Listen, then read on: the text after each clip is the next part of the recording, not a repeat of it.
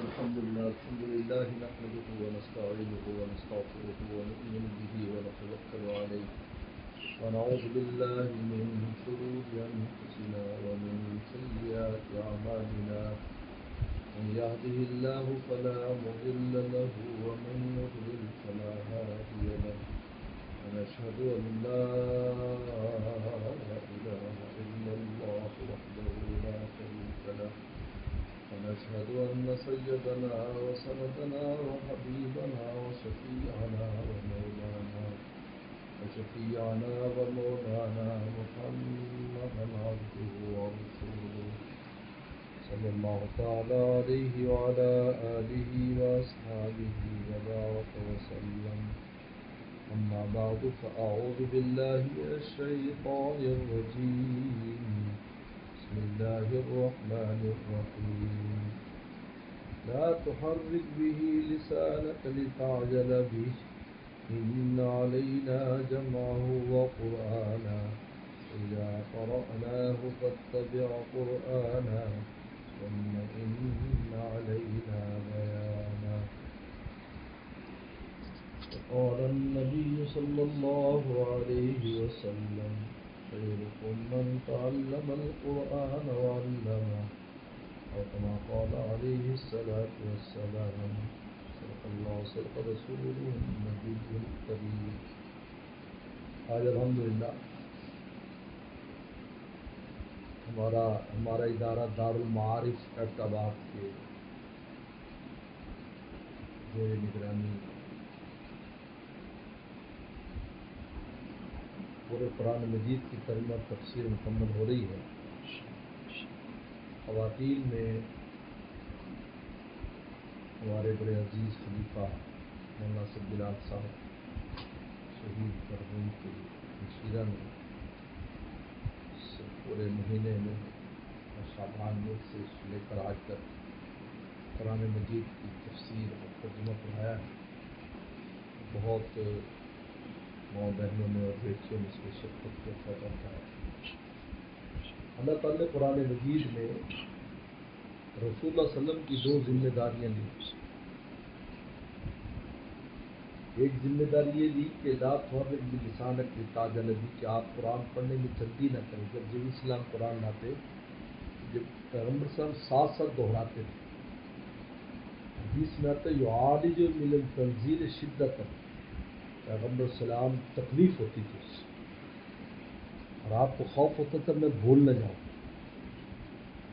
تو اللہ نے تسلی دی آپ زبان نہ ہلائیں.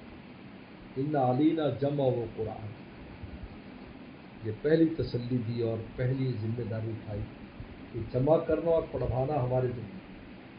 آپ کے سینے میں بھی جمع کریں گے اور آپ کی زبان سے بھی ہم پڑھوائیں گے.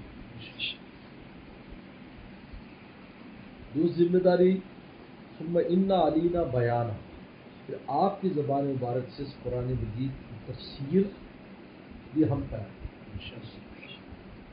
چنانچہ حضور صلی اللہ علیہ وسلم کی پوری زندگی، آپ کی گفتگو ہو، آپ کا عمل ہو، آپ کی سیرت ہو، آپ کی صورت ہو، یہ سب دراصل قرآن مجید کی تفسیر ہے. یہ سب تفسیر. آپ قرآن مجید کی عملی تفسیر بھی تھے، قولی تفسیر بھی تھے، فعلی تفسیر بھی تھے اور تفسیر کا مجسمہ بھی تھے. آپ کو دیکھ کر قرآن کے آیات لوگوں کو سمجھ آ جاتی تھی آپ کی گفتگو سے. جو قرآن لکھا ہے لِتُبَيِّنَ لِلنَّاسِ مَا نُزِّلَ إِلَيْهِمْ کہ آپ واضح کر دیں وہ چیزیں جو نازل ہیں لوگوں پر، آپ اس کو واضح کریں. بہت سے بے عقلیں کہہ دیتے ہیں جو قرآن مجید کو خود سمجھ لو.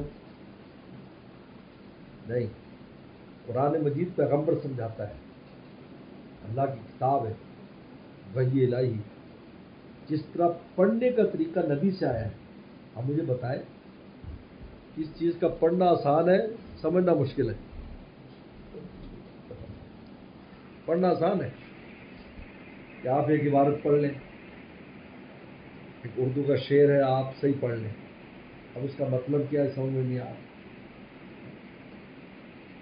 تو جب پڑھنے کی ذمہ داری اللہ تعالیٰ لے رہے ہیں اور پیغمبر سے پڑھوا رہے ہیں، اس کا مطلب ہے کہ یہ وحی الہی اتنی آسان نہیں ہے کہ آسانی سے سمجھی جا سکے۔ اب اس کے پڑھنا آسان نہیں ہے، ان کا سمجھنا آسان ہوگا مجھے بتائیں؟ حالانکہ دنیا میں پڑھ لیتا سمجھ نہیں آتا، یار میرے بات تو پڑھ لی لیکن سمجھ نہیں آئی، یہ کہتا نظر آتا ہے۔ ایسا کبھی ہوگا یار سمجھ میں آ گئی لیکن مجھے پڑھا نہیں جا رہا، ایسا تو کبھی نہیں رہا۔ پڑھ لیا سمجھ نہیں آئی، یہ نہیں کہ سمجھ آ گئی اور پڑھا نہیں جا رہا۔ لیکن قرآن مجید وہ ہے کہ جس کا پڑھنا بھی آسان ہے۔ نے فرمایا ان علینا جمع ہوا قرآن، آپ کے سینے میں جمع کرنا، آپ کی زبان سے پڑھوانا ہماری ذمہ داری ہے۔ اس کے بعد ثم ان علینا بیان۔ تو اب میں یہ پوچھتا ہوں کہ جس کتاب کو از خود پڑھ نہیں سکتے، اللہ کی مدد کے بغیر، رسول اللہ کے سکھائے بغیر، اس کو سمجھا جا سکتا ہے؟ اس کو ساتھ پیغمبر چاہیے، لتبین للناس ما نزل الیہم، ہمارے محبوب ہم نے آپ کو اس لیے بھیجا ہے تاکہ جو لوگوں طرف وحی آئی ہے آپ اس وحی کو واضح کریں۔ آج قرآن مجید میں آیا کہ نماز پڑھو، کس طرح پڑھنی نبی نے بتایا، زکوٰۃ دو کیسے دینی پیغمبر صلی اللہ علیہ وسلم نے بتایا، روزہ رکھو کیسے رکھنا ہے پیغمبر صلی اللہ علیہ وسلم نے بتایا۔ لتبین للناس، یہ ثم ان علینا، یہ تعلیمی کتاب ہے، یعلم الکتاب والحکمہ، کتاب اور حکمت کی تعلیم دیتا ہے۔ تو تعلیمی کتاب کیا ہے؟ تفسیر بتاتے ہیں۔ اس لیے کوئی ایسی تفسیر، اس لیے تفسیر بالرائے منع ہے کہ اپنی عقل سے کوئی تفسیر نہ کرو، کہ دیکھو کہ وہ تفسیر رسول اللہ نے کی ہے، رسول اللہ کے بعد صحابہ کرام نے کی ہے، تابعین نے کی ہے، خیر القرون کے زمانے میں اس کا کیا مطلب تھا، وہی مطلب لیا جائے۔ آج تو اپنی طرف سے نئے نئے مطالعے نکالنا شروع کرے، اس کی اجازت نہیں ہے۔ جو رسول اللہ نے جو مطلب نکالا، تو تفسیر جو ہے اس کے بعد یہ بھی اللہ تعالیٰ نے اپنے ذمے لیا کہ آپ کی زبان مبارک سے اس قرآن مجید کی ہم تفسیر کرائیں گے۔ چنانچہ پوری احادیث مبارکہ دراصل حدیث شریف کی شرح ہے، قرآن مجید کی شرح اور قرآن مجید کی تفسیر ہے۔ اور قرآن مجید کی اتنی گہرائی ہے، مولانا جلال الدین رومی رحمۃ اللہ علیہ فرماتے ہیں کہ ہر لفظ، ہر حرفش دلالت بر معنی راست بر معنی، ہر حرف ایک صحیح معنی کو بتاتا ہے، معنی در معنی در معنی، اس معنی میں بھی ایک معنی ہے، پھر اس معنی میں بھی ایک معنی ہے، پھر اس معنی میں بھی ایک معنی ہے۔ ماشاءاللہ حضرت عبداللہ بن عباس فرماتے تھے کہ قرآن مجید جو ایک ایسا سمندر ہے، ایسا سمندر ہے کہ فرمایا کہ اس میں قیامت تک لوگ موتی نکالتے رہیں گے لیکن وہ موتی ختم نہیں ہوگی۔ ہم یہ دیکھتے ہیں اس وقت تک 3 لاکھ سے زائد تفاسیر قرآن کی لکھی جا چکی ہے، 3 لاکھ سے زائد۔ ہر ایک نے اپنے اپنے طور پر کوشش کی قرآن مجید کی تفسیر کرنے، اس کو سمجھانے۔ تو پیغمبر السلام نے تو قرآن مجید کا پہلا فریضہ یہ ہے کہ آپ اس کو پڑھنا آنا چاہیے، کہ آپ پڑھیں، صحیح پڑھیں، اس کو اللہ کے اس وحی کو صحیح پڑھیں۔ یہی سے صحیح پڑھنا بھی یتلو علیہم آیات کی رسول اللہ کے مقاصد میں سے۔ اس کے بعد اس کو سمجھنا ہے کہ یہ اللہ کیا چاہتے ہیں ہم سے، اللہ تعالیٰ کیا فرماتے ہیں۔ ایک اللہ والے فرماتے تھے 2 نعمتیں عجیب ہمارے پاس ہیں، خالص، جس میں ذرا کوئی شک و شبہ گنجائش نہیں، فرمایا ایک قرآن مجید ہے اور ایک مدینہ شریف میں ذات رسول، خالص مل گئے۔ تو ذات رسول سے حدیث مبارکہ جڑی ہوئی، اس لیے بہت سے منکرین حدیث کا انکار کرتے ہو، کہتے ہیں نعوذ باللہ نعوذ باللہ نعوذ باللہ، نبی کی تو ڈاک کی طرح ہے، وہ ڈاک لے اللہ سے آگے دے، اس کو کیا پتا کہ ڈاک لانے والے خط میں کیا ہے۔ اگلے خود سمجھے نوزب اللہ جب قرآن کرو ماں آتا تم رسول فخو ہو وما نہات مانتے ہو بنتا ہو، فرمایا کہ جو نبی حکم دے اس کو عمل کرو، جس سے روکے اس سے رک جاؤ۔ تو پیغمبر صلی اللہ علیہ وسلم کی جتنے بھی احکامات ہیں یا جو وہ سب قرآن سے ہی محفوظ ہیں۔ دعائیں بھی، یعنی آپ دعائیں دیکھ لیں اٹھا کر وسلم کی تو قرآن مجید کے الفاظ سے ماخوذ ہیں، حضور صلی اللہ علیہ وسلم کی دعائیں وہیں سے مقتبس ہیں، وہیں سے لی۔ تو قرآن مجید کا سمجھنا بہت بڑی سعادت کی بات ہے۔ ہمیں پتہ چلے کہ اللہ تعالیٰ ہم سے کیا چاہتے ہیں۔ تو پہلا نمبر اس کو تلاوت ہے، اس کو یاد کرنا ہے جتنا بھی یاد ہو سکے، اور اس کو صحیح پڑھنا ہے۔ اس کے بعد اس کا سمجھنا ہے، پھر عمل ہے۔ جب آدمی سمجھے گا تو عمل کرے گا۔ اور قرآن مجید عقیدہ بنانے میں اور اللہ کے ساتھ تعلق بنانے میں قرآن مجید بہت اونچی کتاب ہے۔ آپ حضرات نے تفسیر پڑھی ہوگی اور آپ نے معلمہ سے تفسیر سنی ہوگی، اور قرآن مجید کی جگہ جگہ پر کس طرح شرک اور کفر کا انسان کے دل میں توحید خالص آ جاتا ہے۔ یاد رکھو، توحید خالص ہی بزرگوں کا آخری مقام ہوتا ہے۔ سب سے بڑا مقام توحید خالص ہے۔ ہم تو سب توحید والے ہیں، تھوڑا سا کچھ مسئلہ پڑتا ہے تو غیر اللہ کی طرف نظر جاتی ہے، معلوم کہ توحید جمی نہیں ہے۔ اگر قلب میں توحید جمی ہوتی غیر اللہ کی طرف کبھی نظر نہ جاتی۔ جو غیر اللہ کی طرف نظر جا رہی ہے دلیل ہے کہ توحید کا عقیدہ تو ہے، حال نہیں بنا، قال حال نہیں ہوا، قال ہے حال نہیں۔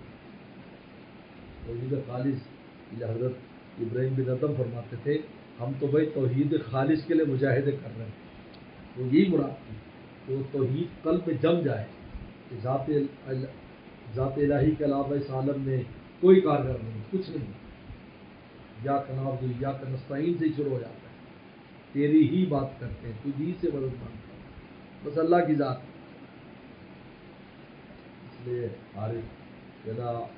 عارف جامی اور ملا عبد الرحمان جامی، شرح جامی والے بہت بڑے صوفی بزرگ ہوئے ہیں۔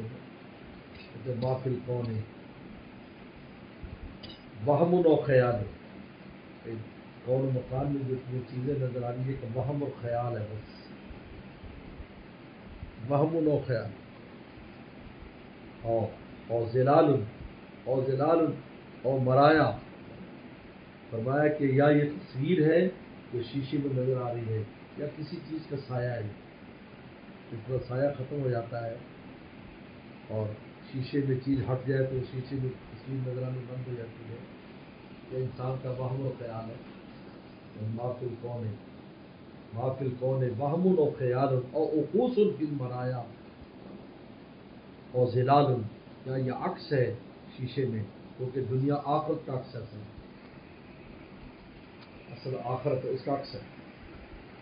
اس لیے کہ اللہ والے تھے، وہ جب موسم بہار میں فروٹ آتے تو فروٹ منڈی چلے جاتے، لوگ کہتے آپ کیسے آتے ہیں؟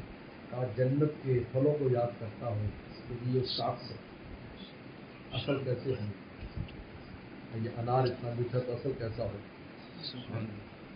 آج یہ گنا اتنا میٹھا ہے، آج یہ کیلا ایسا ہے، اور حدیث شریف میں آتا ہے کہ جنت کا انار اتنا بڑا ہوگا پورا خاندان اس کے چھلکے میں بیٹھ جائے گا، چائے کی چھتری بنا سکتا ہے۔ تو بڑے بڑے کیلے اور وہ میں ان کو یاد کرتا ہوں، جنت کو یاد کرتا ہوں ان پھلوں کو دیکھ کر۔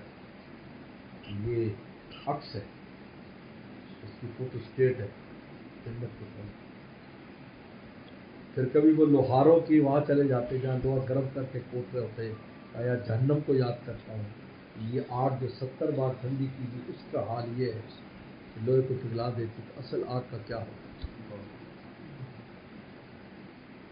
یہ قرآن مجید میں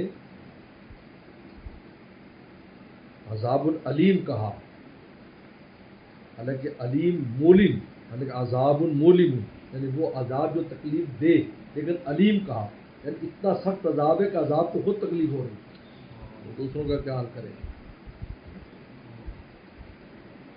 محفل کون ہے؟ وہم و خیال. تو توحید خالص جو ہے یہ بہت بڑی نعمت ہے کہ اللہ کی ذات کے علاوہ کچھ نظر نہیں، بس جب بھی کچھ ہو فوراً اللہ کی طرف دل چلا جائے انسان کا، بس میرا مولا ہے. چنانچہ پیغمبر صلی اللہ علیہ وسلم نے یہی نعرہ لگایا تھا. صحابہ کرام نے جب کہا تھا کفار نے کہا اولو حبل اولو حبل، یہ حبل بت زندہ باد. ہم کہا کہ ہم کیا کہیں؟ کہا کہ تم کہو اللہ اعلیٰ و اجل، اللہ اعلیٰ و اجل. انہوں نے کہا لنا عزا ولا عزا لکم، عزا بت ہمارا ہے تمہارا کون ہے؟ اس وقت کہا کیا کہا کہ ہم کیا تم کہو اللہ مولانا ولا مولا لکم، اللہ ہمارا دوست ہے تمہارا دوست ہے. مومن کا سب سے بڑا سہارا اللہ کی ذات ہے. قرآن مجید کی تفسیر اور ترجمہ اس حقیقت کو پیدا کرتا ہے. انبیاء صلی اللہ علیہ وسلم کے واقعات، انبیاء صلی اللہ علیہ وسلم کے قصے، کیونکہ 5 قسم کے مضامین قرآن مجید میں ان میں انبیاء صلی اللہ علیہ وسلم کے واقعات ہیں. اللہ نے کس کس طریقے پر اپنے پیاروں کو سنبھالا، اور دوسرے اس میں کفار کے انجام کا بیان ہے. فرعون، نمرود، حامان، شداد، ان کا کیا انجام ہوا. کفار قریش جو بہت بڑے بڑے دعوے کرتے تھے ان کا کیا انجام ہوا. پھر احکام کا بیان ہے، عقیدے کا بیان ہے. اس میں 4-5 چیزوں کا بیان قرآن مجید میں. اور سب سے اہم ہر جگہ پر لا الہ الا انت سبحانک انی کنت من الظالمین.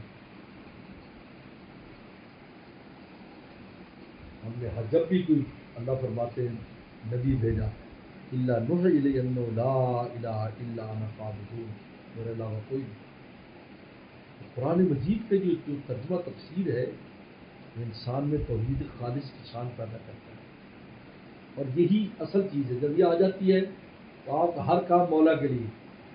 لوگ کہتے ہیں یہ اخلاص کیسے آئے گا؟ اخلاص ایسے آئے گا جب دل میں مولا جم جائیں گے تو اخلاص ہی آئے گا نا. تو سب کسی اور کے تو کرنے ہی نہیں، اور ہے ہی نہیں، وہ چیز سامنے ہی نظر ہی نہیں آ رہی، اور کوئی چیز سامنے نظر ہی نہیں آ رہی.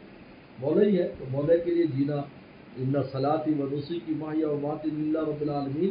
حضرت ابراہیم صلی اللہ علیہ وسلم نے لفظ کیوں کہا؟ اس لیے کہا تھا ان کے سامنے مولا کی ذات کے علاوہ کوئی نہیں. اتنا بڑا نمرود جس کی دنیا میں بادشاہ تھا وہ بھی نظر نہیں آتا تھا کہ کچھ بھی نہیں. تو اللہ کا تو چنانچہ دیکھ لے انہوں نے اپنا پورا زور لگایا، آگ میں ڈال دیا. یا نار کونی بردم السلام نہ لے، آگ کو بھی ٹھنڈی ہو جائے، ہمارے ابراہیم پر ٹھنڈی ہو جائے کام، کیونکہ وہ مولا کو ہو گئے، مولا ان کا ہو گیا. جس مت من کان للہ کان اللہ لہو، جو اللہ کو ہو جاتا اللہ اس کو ہو جاتا. تو بہرحال یہ بہت بڑی سعادت کی بات ہے، بہت بڑی کامیابی کی بات ہے. خصوصاً خواتین میں جو ہے مرد حضرات ہمت کر لیتے ہیں، لیکن خواتین کا کی ہمت کرنا پڑا. پہلے تو پڑھانے والی کی ہمت ہے، پھر پڑھنے والیوں کی ہمت ہے. اور قرآن مجید کی ترجمہ تفسیر کی. اللہ تعالیٰ کتنے خوش ہوتے ہیں، کہتے تلاوت سے خوش ہو جاتے ہیں. سمجھنے سے کتنے خوش ہوتے ہوں گے کہ میری بات سمجھنے کے لیے بندہ یا بندی کتنی کوشش کر رہے. تو بہرحال میں اپنی ماؤں بہنوں کو بھی اور قرآن والی معلمہ کو بھی مبارکباد بھی دیتا ہوں اور ان کو حوصلہ افزائی کرتا ہوں. اور ہماری دعائیں شامل حال ہے. نہایت ہی خوشی کا مقام ہے. اسی طریقے پر اس سفر کو جاری رکھنا چاہیے. اپنے طور پر بھی آپ اپنے اس علم کو بڑھاتے رہیں. تو تفاسیر جو آسان تفاسیر ہوں ان تفاسیر کو مطالعے میں اپنے رکھنا چاہیے مزید. لیکن یہ بات یاد رکھیں جب بھی کوئی تفسیر مطالعہ کریں اسے استاد کے اور استانی کے زیر سایہ کریں. از خود سمجھنے کی کوشش نہ کریں. جو بات سمجھ نہ آئے وہ آسان ہے، سمجھ آئے وہ سمجھ لو، جو سمجھ نہیں آ رہی پوچھ لو. یہ اس کی کیا مطلب، اس کی یہ یہاں پر اللہ تعالیٰ کیا فرمانا چاہتے ہیں. تو کام اصول کو میں نے بتایا کہ تعلیم کے ساتھ ہی آیا ہے. اللہ تعالیٰ نے پیغمبر کو سکھایا، پیغمبر نے صحابہ کرام کو سکھایا، ان نے تعلیم کا تعلیم یہ سیکھنے سکھانے کا ملا. از خود سمجھنے کا نہیں ہوتا. از خود سمجھ از خود تو پڑھ نہیں سکتا. جو از خود پڑھ نہیں سکتے تو از خود سمجھے گی کیسے؟ یہ ایک شیطانی چکر چل رہا ہے. از خود سمجھو، از خود سمجھو، زیادہ گمراہی سمجھ رہے ہیں. آپ سمجھے گی تو گمراہی سمجھے. سمجھنا تو وہ ہے جو استاد سمجھائے گا، جو نبی نے سمجھایا. یہاں اس کا کیا مطلب ہے؟ ایک نہیں بیسیوں مثالیں حدیث میں آتی ہیں. صحابہ اکرام باوجود اس کی عربیت کے ماہر تھے، پھر کہتے جی اس آیت کا مطلب کیا ہے؟ تو رسول اللہ صلی اللہ علیہ وسلم نے اس آیت کی تفسیر فرمائی کہ بھائی اس آیت کا یہ مطلب ہے. ورنہ اگر وہ آج خود سمجھنا چاہتے تو وہ تو ہم سے زیادہ عربی دان تھے، وہ تو عربی بھی نہیں آتے، ہم تو ترجمے سے سمجھتے ہیں بات. وہ تو عربی دان تھے اور افسر عرب تھے، عربوں میں بھی سب سے فصیح تھی قریش کے لوگ اور عرب کے لوگ، حجاز مقدس کے لوگ. لیکن وہ بھی رسول اللہ پوچھتے تھے بین ہو لنا یا رسول اللہ کے نبی اس کو ہمارے لیے واضح کرنا. آپ اپنے ارشادات مقدسہ سے اس بات کو واضح کریں، وہی تفسیر بنی، وہی تفسیر. اللہ عمل کی توفیق عطا فرمائے اور اس کو مبارک فرمائے، اس سلسلے کو ہمیشہ جاری ساری فرمائے.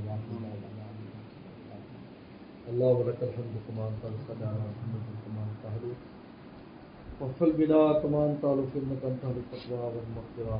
ربنا ظلمنا انفسنا وان لم تغفر لنا وترحمنا لنكونن من الخاسرين. اللهم انا نسألك الهدى والتقى والعفاف والغنى. اللهم اعصنا عاقبتنا في الامور كلها واجرنا من خزي الدنيا وعذاب الاخره. اللهم ارنا الحق حقا وارزقنا اتباعه وارنا الباطل باطلا وارزقنا اجتنابه. یا حی یا قیوم برحمتک نستغیث اصلح لنا شاننا كله ولا تکلنا الى انفسنا طرفة عین. اللهم وافقنا كوافق الورید. اللهم انا نسألك علما نافعا. اللهم انا نسألك علما نافعا. اللهم انا نعوذ بك من علم لا ينفع. اللهم انا نعوذ بك من علم لا ينفع. اللهم وفقنا لما تحب وترضى من القول والعمل والفعل والنیت والهدی والهدى انك على كل شيء قدیر. یا اللہ یا اللہ جامعہ دار المعارف اقتباس کے تحت یا اللہ جو قرآن مجید کی تکمیل ہوئی ہے اور بھی کئی چیزوں کی تکمیلات ہوئی ہیں، یا اللہ ان سب کو تو قبول فرما.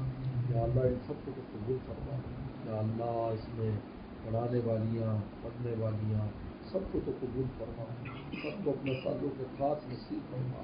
ہم سب کو توحید خالص نصیب فرما. ہم سب کو اخلاص نصیب فرما. ہم سب کو تقوی نصیب فرما. یا اللہ مبارک ساعات ہیں، رمضان کی مبارک ساعات ہیں، وہ ایمان والوں کی دعاؤں پر یا اللہ فرشتے بھی آمین کہتے ہیں. یا اللہ ہماری دعاؤں کو شک و قبول نصیب فرما. ہمیں بھی ہماری اولاد کو قیامت تک آنے والی ہماری نسلوں کو علم نافع اور عمل مقبول عطا فرما. علم نافع اور عمل مقبول عطا فرما. یا اللہ عافیت دارین نصیب فرما. رحم کرم کا اور عافیت کا معاملہ فرما. یا اللہ اس ادارے کو دن دگنی رات چگنی ترقی عطا فرما اور اس کے خیر کو بہت عام اور تام فرما. اور یا اللہ ہمارے بلال صاحب کی ہمشیرہ کو صحت اور عافیت نصیب فرما. ہمت کے ساتھ کام کی توفیق عطا فرما. اور اس کو یا اللہ مولانا صاحب بلال کے لیے صدقہ جاریہ فرما، ہمارے لیے صدقہ جاریہ فرما. جتنے بھی یا اللہ اس میں یا اللہ خواتین شامل ہیں ان کو برکتیں نصیب فرما. کہ کاروبار کو میں برکتیں نصیب فرما، ہر طرح کا سکون نصیب فرما. یا اللہ جو بے اولاد ان کو نیک سال اولاد عطا فرما. جو اولاد والے ان کے اولادوں کو نیک سال وقیف اور بردار فرما. جن بچیوں کی شادیاں ہو گئی گھروں میں سکون عطا فرما. شادیاں نہیں ہوئی اچھے اچھے رشتے عطا فرما. یا اللہ ہمارے مرحومین مرحومات کی مغفرت فرما. یا اللہ بیماروں کو شفا عطا فرما. بیماروں کو شفا عطا فرما. بیماروں کو شفا عطا فرما. ہر طرح کی پریشانیوں کو دور فرما. رزق روٹی میں خیر و برکت پیدا فرما. عافیت دارین نصیب فرما. عافیت دارین نصیب فرما. یا اللہ مرکزی ادارہ جامع علوم کو بھی دن دگنی رات چگنی ترقی عطا فرما. اور جتنی بھی شاخیں ہیں پورے عالم میں یا اللہ ان شاخوں کو خوب ترقی عطا فرما. یا اللہ ہماری خانقاہ یا اللہ بہاول نگر کی خانقاہ اور اس کی جتنی بھی شاخیں ہیں جہاں جہاں پر یا اللہ ان کو خوب ترقی اور برکتیں نصیب فرما. لوگوں کا رجوع عام نصیب فرما. لوگوں کو استفادے کی توفیق عطا فرما. یا اللہ ہر قسم کی شر و فتنے سے ہم سب کی حفاظت فرما. ہماری اولاد کی حفاظت فرما. یا اللہ عالم اسلام کی حفاظت فرما. اللہ غزہ فلسطین کے مسلمانوں کی مدد فرما. مسلمان جہاں جب مظلوم مقبول ان کی مدد فرما. یا اللہ پاکستان کی حفاظت فرما. پاکستان کے علماء صلحاء نیک لوگوں کی حفاظت فرما. یا اللہ پاکستان میں ہر طرح کی عافیت پیدا فرما، معاشی طور پر بھی مضبوط فرما، دینی طور پر بھی مضبوط فرما۔ یا اللہ عافیت کا اور کرم کا معاملہ فرما۔ ہر ایک کی جو بھی حاجت ہے آپ کو ہماری حاجات کو جانتے ہیں، اپنے خزانوں سے ہماری حاجات کو پورا فرما۔ اللہ آخر یہ شروع ہو رہا ہے اس کو من النیران کا، اللہ ہمیں دوزخ سے آزادی نصیب فرما، اللہ دوزخ سے آزادی نصیب فرما۔ اللہ ہم اپنے نالائکی سے دوزخ میں جا پڑتے ہیں، یا اللہ آپ اپنی رحمت سے ہمیں نکالتے ہیں، یا اللہ ہمارے ساتھ رحم کا معاملہ فرما، پوری امت کے ساتھ رحم کا معاملہ فرما، اور ہم سب کو یا لیلۃ القدر نصیب فرما، ہم سب کو لیلۃ القدر نصیب فرما، ہم سب کو لیلۃ القدر نصیب فرما۔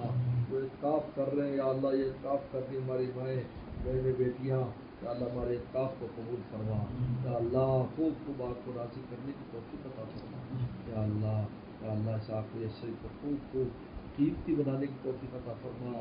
پیغمبر صلی اللہ علیہ وسلم آخری عشر آتے تھے تو اپنا لنگوٹ کس لیتے تھے، یعنی مراد یہ کہ خوب تیار ہو جاتے تھے۔ اللہ ہمیں بھی خوب تیار ہو کر آج شام سے اس میں داخل ہونے کی توفیق عطا فرما، اور ہر ایک لمحہ بھی آپ سے یا اللہ غافل نہ ہونے کی ہمیں ہمت توفیق عطا فرما۔ ہمہ وقت اپنی قلب و جان آپ پر فدا کرنے کی توفیق عطا فرما۔ یا اللہ ہمارے میں کراچی میں ہوں، کراچی کے ہمارے دوست احباب بہت اچھے پیارے خدمت بھی کرتے ہیں، اللہ سیکھتے ہیں، یا اللہ جتنے بھی اللہ کے مراکز ہیں ہم نے بنائے ہوئے، یا اللہ ان کو ترقی عطا فرما، خوب خوب وہاں پر کام ہو، یا اللہ اس طریقے پر آپ کے نصیب فرما، اور خوب خوب ہم سب کو اللہ کی محبت کے لیے، اپنی محبت کے لیے اور درد محبت کے استعمال فرما۔ یا اللہ ہمارے یا اللہ ہمارے یا اللہ روزوں کو، ہماری تراویح کو، ہماری ذکر اذکار تلاوت کو، کلمہ تفسیر پڑھنے پڑھانے کو قبول فرما۔ یا اللہ جو بھی کسی کی حاجت ہے اپنے خزانوں سے پوری فرما۔